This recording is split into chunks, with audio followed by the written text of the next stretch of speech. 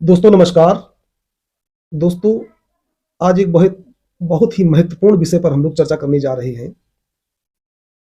दोस्तों आज जानते हैं कि यदि आप किसी दूसरे व्यक्ति की संपत्ति पर, जो किसी दूसरे व्यक्ति के नाम है, उस पर आप कब्जा किए हुए हैं, आप उस पर निवास कर रहे हैं, मकान बनाए हुए हैं और वो संपत्ति आपके नाम अभिलेखों में दर्ज नहीं है।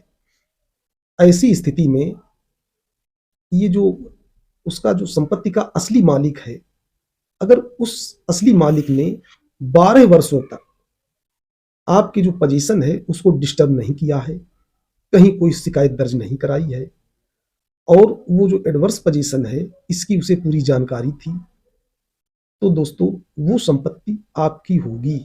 ये माननीय उच्चतम न्यायालय की विधि व्यवस्था है। उसके अनुसार आपको एडवर्स पोजीशन प्रूव करना होगा। सबसे पहले तो पोजीशन प्रूव करना होगा।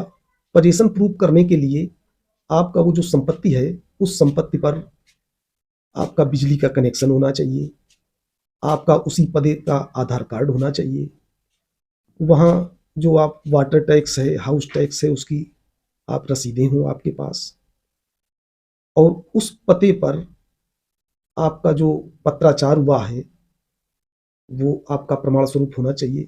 तो इससे तो आपका ये पोजीशन प्रूव होगा और एडवर्स पोजीशन जो है वो तब प्रूव होगा जब आप ये सिद्ध कर देंगे कि मालिक को इस एडवर्स पोजीशन की पहले से ही जानकारी थी और 12 वर्षों तक उस एडवर्स पोजीशन को डिस्टर्ब नहीं किया गया है। दोस्तों एडवर्स पोजीशन में आवश्यक है कि इसके डिक्लेरेशन का जो दावा है वो जो ये जो एडवर्स पोजीशन कर रहा है उसी को करना होगा।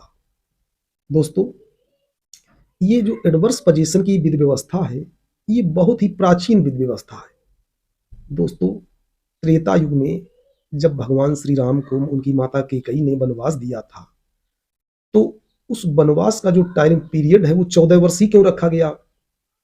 14 वर्ष इसलिए रखा गया था कि आप 12 वर्ष तक तो एडवर्स पोजीशन में वो रहेंगे और 2 साल की लिमिट उन्होंने और बढ़ा दी थी कि इसमें कोई धोखे के चांस ना रहे।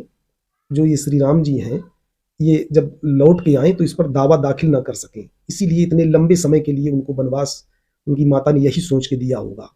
दोस्तों वर्तमान में आप अगर किसी संपत्ति पर कोई लोन लेना चाहते हैं या आप उसको बंधक करना चाहते हैं, तो बैंक जो है अगर आपकी वो कृषि भूमि है तो उसका 12 साल का प्रमाण पत्र मंगवाती है।